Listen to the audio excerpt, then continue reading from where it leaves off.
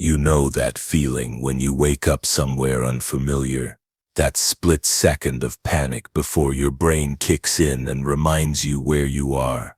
Well, imagine that feeling, but instead of a friend's couch or a hotel room, you're lying on a pile of straw that smells like, well, let's just say it's not lavender. The air is thick with wood smoke, and somewhere in the distance you hear the unmistakable sound of a rooster having what can only be described as an existential crisis. Welcome to the Middle Ages. And before you ask, no, there's no going back. If you're ready to find out whether you'd thrive or simply not in medieval Europe, dim those lights, grab something warm to drink, and let's step into the past. Because trust me, you're going to need all the mental preparation you can get. The first thing that hits you isn't the sight, it's the smell. Sweet Jesus, the smell. It's a cocktail of unwashed bodies, wood smoke, rotting thatch, and something you really hope is just mud but suspect might be. Well, medieval streets weren't exactly known for their sanitation systems. You're lying on what feels like the world's most uncomfortable mattress. Because it is. Those aren't springs poking into your back. That's loose straw mixed with what you pray are just dried herbs, but could very well be the remnants of last night's dinner, courtesy of the rats that share your accommodations. Your eyes adjust to the dim light filtering through, and here's your first medieval reality check. There's no glass in that window, just wooden shutters that are currently open, letting in the crisp morning air that carries with it the sounds of a world waking up without alarm clocks. A bell tolls somewhere in the distance, probably the local church marking prime, the first prayer service of the day. It's your medieval alarm clock, and unlike your iPhone, it doesn't have a snooze button. You sit up and immediately every joint in your body protests. That straw bed, yeah.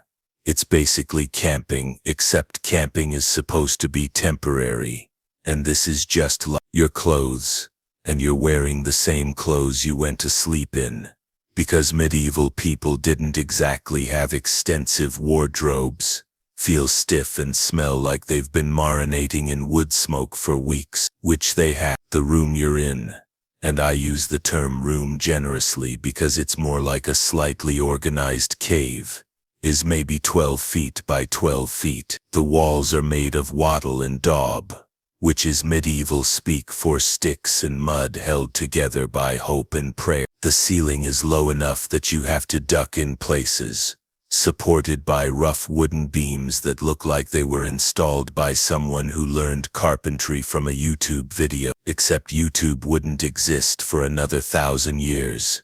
And the video would have been called How to Build Things Without Dying, a peasant's guide. Looking around, you realize you're in what amounts to a one-room house shared with, let's see, a family of 6, plus their assorted livestock. Yes, livestock. That shuffling sound isn't someone looking for the bathroom. It's the pig rooting around for breakfast scraps. Because in medieval Europe, your pig was your retirement plan, your garbage disposal, and your roommate all rolled into one. The family is already stirring.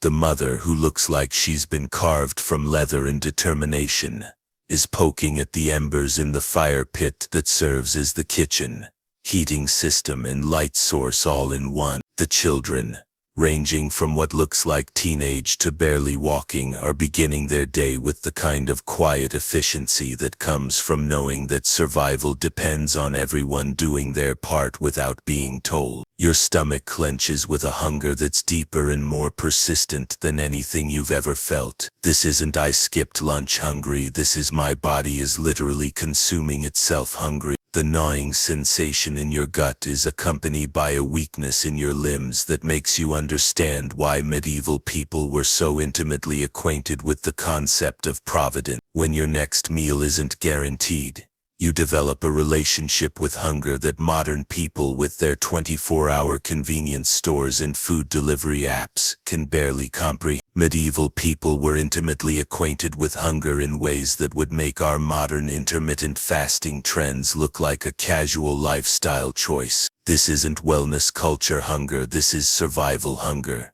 The kind that makes you understand why medieval peasants could spot edible plants from 50 yards away and why they knew exactly which tree bark could be ground into flour during the lean month. You stumble outside, and the world hits you with its full medieval glory. The street, and I use that term loosely, is a narrow dirt path that's been turned into a muddy obstacle course by last night's rain. But calling it mud doesn't do justice to what you're stepping in. This is a mixture of earth, animal waste, kitchen scraps, and the occasional human contribution that makes you realize why medieval people didn't exactly stroll casually down their neighborhood streets. The air is thick with activity and odor. Wood smoke curls from every chimney hole. And these aren't chimneys as you know them, but simple openings in the roof that let most of the smoke out while keeping most of the rain from getting in. The smoke mixes with the morning mist to create a haze that gives everything a dreamlike quality if dreams were sponsored by the concept of barely controlled combustion. People are already moving about their day, and you quickly realize that everyone, and I mean everyone, looks older than their years. That woman drawing water from the well who looks like she's in her 50s, she's probably 28. Medieval life aged people faster than a presidency, and the reasons are written in every line of their faces: malnutrition, constant physical labor, exposure to the elements, and the stress of living in a world where a bad harvest, a harsh winter, or a simple infection could mean death. But here's what strikes you about these people. They move with purpose. There's no wandering around checking phones, no idle browsing, no casual procrastination. Every movement has meaning because every moment counts. The teenage boy leading the goats to pasture isn't just doing a chore. He's performing a vital function in an economy where those goats represent milk, cheese, meat, and trade goods. The woman weaving at her loom isn't crafting. She's producing the cloth that will keep her family warm when winter comes. The sounds are unlike anything from your modern world. No cars, no electrical hum, no air conditioning units. Instead, there's the constant backdrop of human and animal activity.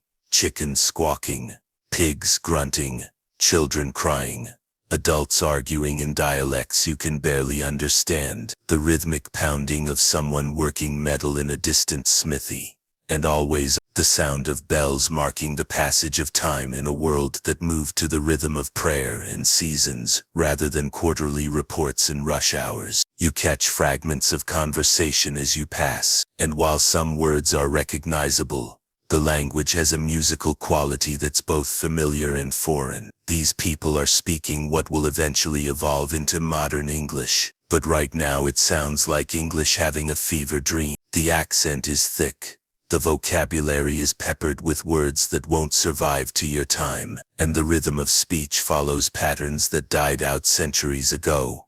You need food, and you need it now. But here's the thing about medieval economics that our modern brains struggle with. Everything, and I mean everything, revolves around agriculture. No agriculture, no food, no food, no life. It's that simple and that terrifying. There's no grocery store around the corner, no restaurant to fall back on, no food delivery service. If the crops fail, people starve. If the harvest is poor, people go hungry. If the winter is harsh, people die. You watch as people emerge from their homes carrying tools that look like they were forged in the fires of Mount Doom, not because they're magical, but because they're handmade by the local blacksmith, who learned his trade from his father, who learned it from his father, going back generations. These tools, scythes, hoes, plows, axes, are extensions of their users' bodies, worn smooth by countless hands and shaped by countless hours of use. The fortunate ones, and you can tell who they are because they don't look like they're auditioning for a zombie movie, head out to the fields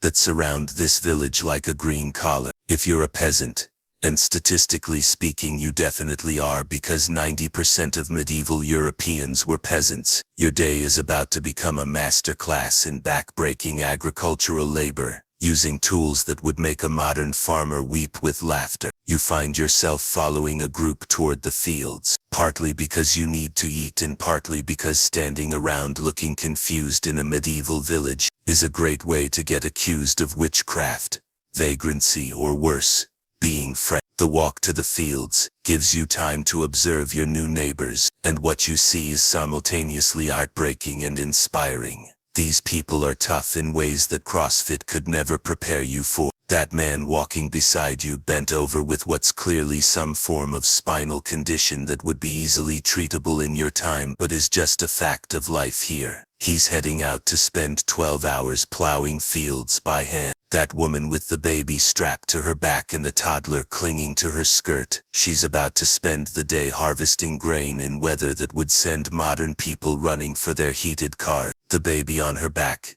isn't there for bonding time. It's there because medieval society didn't have daycare centers, and leaving a baby unattended was essentially a death sentence. Medieval mothers worked through pregnancy, gave birth, attended only by other women in the village who had survived the process themselves, and were back to work within days because survival didn't pause for recovery time. But here's what strikes you most: they're not complaining. This isn't because they're naturally stoic, it's because complaining about the weather, the workload, or the general misery of existence is about as useful as complaining about gravity. This is life, and you either figure out how to live it, or you don't live at all. The fields themselves are a revelation. This isn't the endless monoculture of modern agriculture. It's a patchwork of different crops, interspersed with areas left fallow, all bounded by hedgerows that serve as windbreaks, property markers, and habitat for the small game that supplements the medieval diet. The scale is human. You can walk across most plots in a few minutes, but the labor is intensive in ways that modern mechanized farming can't match. The work begins before the sun reaches its full strength, and you quickly understand why. Medieval agricultural work is a race against time, weather, and the physical limitations of the human body. Your soft hands, accustomed to keyboards and touch screens, blister within the first hour. By the second hour, the blisters have burst and are forming calluses. By the third hour, you understand why medieval people had hands that look like leather gloves worn backwards. The tool you've been handed, a simple hoe that's been sharpened and resharpened so many times it looks more like a suggestion than an implement, becomes an extension of your body. The repetitive motion of breaking soil, weeding, or harvesting creates a meditation of sorts, the kind that comes not from seeking enlightenment, but from the desperate need to keep your mind occupied while your body performs the same motion thousands of times. Around you, conversation flows in the rhythm of work. These people talk while they labor, sharing news, gossip, advice, and stories that have been passed down through generations. The woman working the row next to you tells you about the upcoming feast day, not because she's looking forward to a party, but because feast days mean a break from field work and possibly some extra food. The man beyond her shares knowledge about which plants indicate good soil, which clouds mean rain, and which birds warn of storms. This is education in its purest form, practical knowledge shared through lived experience. There are no schools in this village, no books, no formal learning. Everything these people know about survival, they've learned from their parents, their neighbors, and their own trial and error. The accumulated wisdom of generations flows through casual conversation while hands never stop moving. The social dynamics reveal themselves gradually. Medieval village life was intensely hierarchical, but the hierarchy was based on practical considerations rather than abstract principles. The man directing the harvest isn't necessarily the smartest or the strongest. He's the one with the most experience, the best judgment about weather and timing, and the trust of his neighbors. His authority comes not from appointment, but from demonstrated competence in keeping people alive. You notice that certain people get larger portions when the communal meal is shared, and you initially assume this is unfairness until you realize these are the people doing the heaviest physical labor. Medieval calorie distribution was based on energy expenditure, not because they understood nutritional science, but because they understood that the person plowing needed more fuel than the person mending nets. And if the plower collapsed from hunger, everyone suffered. The women's work is different from the men's, but equally essential. While you're breaking your back in the fields, you watch the women managing what amounts to a complex domestic economy. They're not just cooking and cleaning, they're preserving food, manufacturing cloth, managing the household animals, caring for children and elderly relatives, and maintaining the social networks that keep the community functioning. Medieval women were responsible for what we'd now call supply chain management, quality control, and resource optimization, all while operating under constraints that would break modern corporate executives. They had to stretch limited resources across seasonal variations, plan for emergencies they couldn't predict, and maintain production standards using tools that would look primitive to modern eyes but were marvels of efficiency for their time. As you bend your back to the endless rhythm of agricultural labor, and medieval agriculture was literally back-breaking work that permanently altered people's spines, your modern brain starts trying to process what you're experiencing. Historians love to argue about whether the Middle Ages were actually the Dark Ages, or if that's just Renaissance propaganda designed to make their own era look better. From where you're standing, knee-deep in mud and fighting off flies that seem to have evolved specifically to make human existence miserable, the Dark Ages label feels pretty accurate. But here's the thing that historians get excited about when they're sipping coffee in their comfortable university offices. Medieval people weren't stupid. They were working with the knowledge and tools available to them.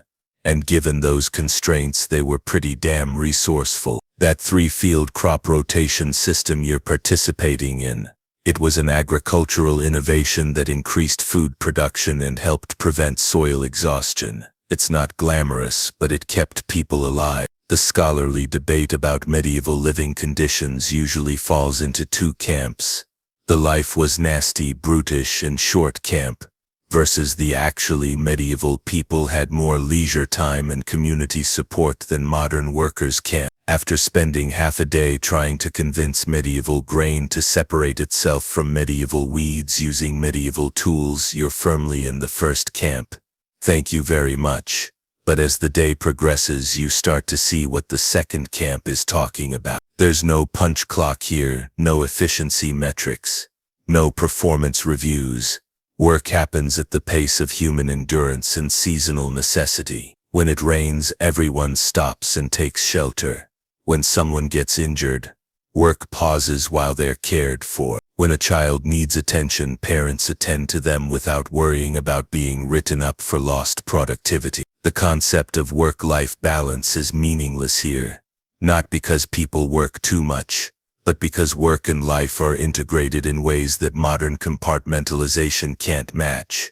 The fields where you're laboring will feed your family. The grain you're harvesting will become the bread you eat. The community you're working with is the same community that will care for you if you get sick, help you if disaster strikes, and remember you after you die. What's particularly mind-bending is realizing that this agricultural system you're now part of has been functioning for centuries and will continue for centuries more. The man teaching you how to properly swing a scythe learned from his father, who learned from his father. Going back to the fall of Rome, this isn't just work, it's inherited knowledge passed down through generations of people who understood that failure meant starvation. The tools you're using were made by craftsmen who learned their trades through apprenticeships that lasted 7 years. The techniques you're learning were developed through centuries of trial and error by people who couldn't afford to get it wrong. Every aspect of this agricultural system represents accumulated human wisdom tested against the ultimate metric: survival. You're also starting to understand something that modern people struggle with. Medieval society was intensely communal out of necessity, not choice. That woman who shared her bread with you this morning, she's not being charitable. She's making an investment in a social safety net. When her family falls on hard times, she'll need you to return the favor. Medieval villages were basically extended family units, where everyone's survival depended on everyone else's contributions. The feudal system that historians debate so passionately, was it oppressive or protective, starts making a different kind of sense when you're living. Yes, you're bound to the land and owe labor to your lord, but that lord, in theory anyway, owes you protection and assistance during famines. It's not freedom as we understand it, but it's security of a sort that our modern gig economy definitely doesn't provide. When the lord's men come through to collect their portion of the harvest, you watch the careful negotiation that takes place. This isn't simple theft. It's a complex relationship where obligations flow both ways. The lord provides military protection, maintains the mill and the roads, and serves as a court for settling disputes. In return, the peasants provide labor and a portion of their crops. When the system works, it's a form of social contract that ensures everyone's survival. When it doesn't work, well, that's when you get peasant revolts. And medieval history is full of those too. By mid-afternoon, your body is sending you signals that would in your own time send you straight to urgent care. Your back aches in ways that suggest actual structural damage. Your hands are raw meat wrapped around tool handles. Your feet, in shoes that are basically leather socks with wooden soles, are developing blisters that will soon become infections if not properly cared for. This is when you encounter medieval medicine. And it's an experience. The village wise woman, not quite a doctor, not quite a herbalist, but the closest thing this community has to medical care, examines your hands with the matter-of-fact competence of someone who's seen every possible way the human body can break down during agricultural labor. Her treatment involves herbs you can't identify, poultices that smell like a mixture of barn and bog, and advice that ranges from surprisingly sound, keep the wounds clean and dry, to terrifyingly medieval, if they turn green we'll need to consider whether you've been cursed. The boundary between medicine and magic is fuzzy here, not because medieval people were superstitious, but because they were working with limited knowledge and desperate circumstances. What strikes you about medieval medical care is how pragmatic it is. There's no false hope, no unrealistic expectations. The wise woman doesn't promise to cure you. She promises to help you manage your condition well enough to continue working. Because in medieval society, if you can't work, you can't eat. And if you can't eat, you die. It's that simple and that harsh. You watch her treat other patients throughout the day. A man with a fever that would respond beautifully to modern antibiotics, but will either break on its own or kill him. A woman with a pregnancy that's going well but could turn deadly at any moment. A child with symptoms that could be anything from a minor infection to something that will take him before his next birthday. The medieval approach to medicine is brutally honest about the limits of human intervention in the face of disease and injury. These people live with uncertainty about their health in ways that would terrify modern patients accustomed to diagnostic tests, treatment protocols, and positive outcomes. But they also possess a resilience and acceptance that modern medicine, for all its miracles, sometimes struggles to provide. As the workday continues, you begin to understand the rhythm that governs medieval life. Everything moves according to natural cycles that industrial society has largely abandoned. Work begins at sunrise not because of arbitrary scheduling, but because candles and oil are expensive and natural light is free. The midday break isn't about union regulations. It's about avoiding heat exhaustion during the hottest part of the day. The evening halt isn't determined by clocks, but by the failing light that makes continued work dangerous. When you can no longer see clearly enough to avoid cutting yourself with sharp tools or distinguish between crops and weeds, the day's labor ends. This isn't inefficiency. It's adaptation to the realities of human biology and natural resources. The social structure reveals itself in countless small ways throughout the day. Who speaks first in group discussions? Who gets the better tools? Who receives larger portions of food?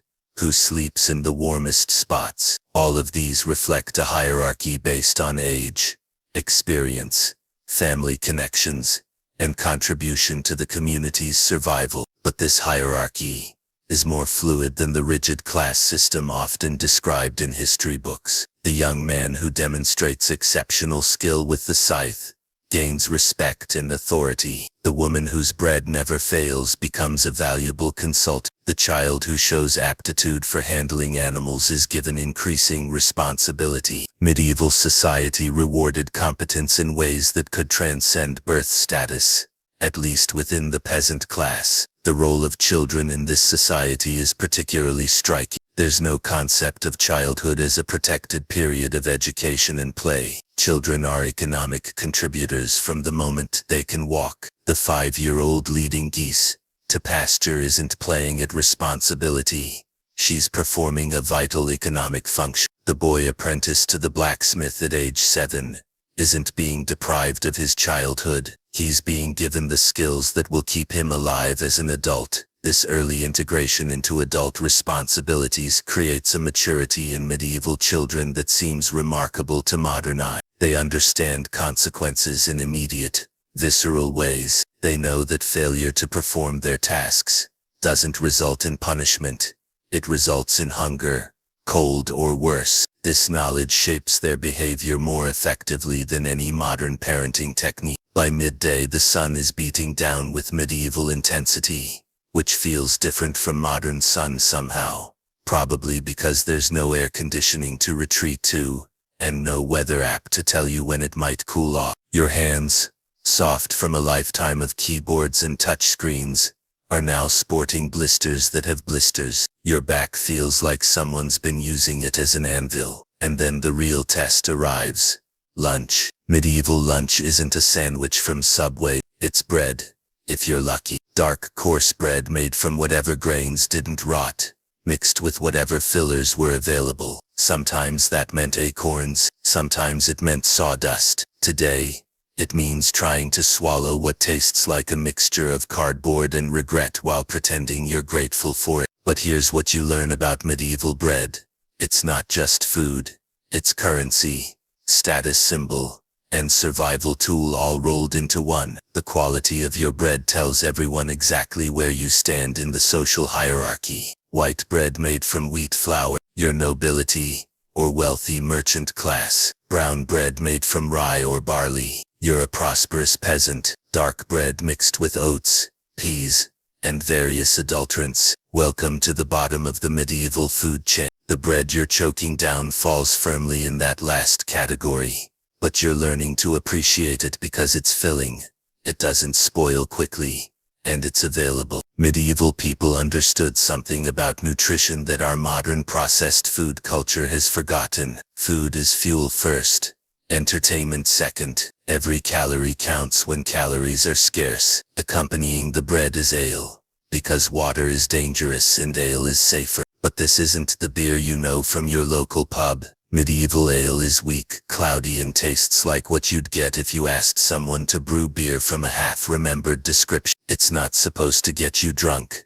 It's supposed to keep you hydrated without killing you with waterborne diseases. The vegetables that occasionally supplement this diet are a far cry from modern produce. These are hardy varieties selected for their ability to survive poor soil and harsh weather rather than their taste or appearance. The carrots are white and bitter. The cabbage is tough and slightly sour. The onions make you cry not just from their pungency but from gratitude that there's something to add flavor to the endless succession of grain-based meals. Meat is a rare luxury reserved for feast days, special occasions, and when an animal dies of natural causes and needs to be consumed quickly before it spoils. When meat does appear, every part of the animal is used. Nothing is wasted because waste equals starvation. The organs that modern people discard were medieval delicacies. The bones were boiled into broth. The fat was preserved and used for cooking throughout the year. The preservation techniques you observe are marvels of pre-industrial food science. Salt, curing, smoking, drying, and fermentation aren't culinary choices. They're survival strategies. The woman showing you how to properly salt pork isn't sharing a recipe. She's teaching you a skill that could mean the difference between eating and starving during the long winter months. The water situation is its own adventure. That clear, cold stream running by the village. Don't even think about it. Medieval people weren't stupid. They knew water could make you sick. The same stream that looks so pristine to your modern eyes is downstream from the village waste disposal system, which is to say it's where everyone dumps everything they can't use. Medieval sanitation operates on principles that would horrify modern health inspectors but represent logical adaptations to limited resources and technology. Human waste goes into designated areas away from water sources and living spaces. Kitchen scraps go to the pigs and chickens. Everything else that can't be recycled, repurposed, or reused gets burned or buried. The smell is constant and pervasive, but you're learning to distinguish between different types of medieval odors. There's the good smell of wood smoke, which means warmth and cooked food. There's the neutral smell of animals, which is just part of life when you live with livestock. And there's the bad smell of waste and decay, which you learn to navigate around rather than eliminate. Personal hygiene operates on different principles than modern cleanliness standards. People wash but not daily, and not with soap as we understand it. Medieval soap is made from animal fat and ash, and it's precious enough that it's used sparingly. Most washing is done with water and scrubbing, and the standard of cleanliness is clean enough to prevent disease, rather than clean enough to impress. Dental hygiene is particularly medieval. There are no toothbrushes, no toothpaste, no dental care as we understand it. People clean their teeth with twigs, salt, or rough cloth. The result is that everyone over the age of 20 has dental problems that would send modern people running to the emergency room. Bad teeth aren't just cosmetic problems. They're potential sources of infection that can kill. But here's what's remarkable. Despite the sanitation challenges, these communities manage to survive and even thrive. They've developed practices and protocols that, while far from modern standards, are effective enough to maintain population levels and prevent the worst epidemic diseases. It's not pretty, but it works well enough to keep civilization functioning. Then disaster strikes. Because in medieval times, disaster was always just around the corner, sharpening its teeth and planning its next visit. Storm clouds roll in faster than a medieval news cycle, which is to say, not fast at all, but still faster than you can get the harvest to safety. The sky darkens with the kind of ominous weight that makes you understand why medieval people saw divine intervention in weather patterns. This is the moment when you understand that weather wasn't just an inconvenience in medieval times, it was a matter of life and death. A hailstorm could destroy months of work in minutes. A drought could create famines that lasted years. A flood could wash away not just crops but the topsoil needed to grow next year's food. Medieval people lived at the mercy of meteorological forces with no weather prediction, no crop insurance, and no government disaster relief. You watch as the entire village mobilizes with a speed and efficiency that would make modern emergency responders jealous. Everyone knows their role because everyone's survival depends on it. Children run to secure loose items and drive animals to shelter. Women rush to protect stored grain and preserve what food they can. Men work frantically to cover what they can of the unharvested crops and secure tools and equipment. There's no panic, just focused desperation. These people have lived through storms before, and they know exactly what needs to be done. But they also know that no amount of preparation can guarantee survival when nature decides to remind humans of their place in the natural order. The storm hits like nature's own medieval siege engine. Rain doesn't just fall, It assaults. Each drop feels like a tiny projectile launched by a malevolent sky determined to destroy everything these people have worked for. Wind doesn't blow. It attacks, tearing at thatch roofs, knocking over fences and turning any loose object into a potential weapon. And you, huddled in a stone building that's probably older than your entire family lineage, realize that medieval people lived with a vulnerability to natural forces that our modern climate-controlled weather-predicted world can't really comprehend. When the storm hits, there's no evacuation route, no emergency services, no insurance claims to file afterward. There's just survival, or not survival.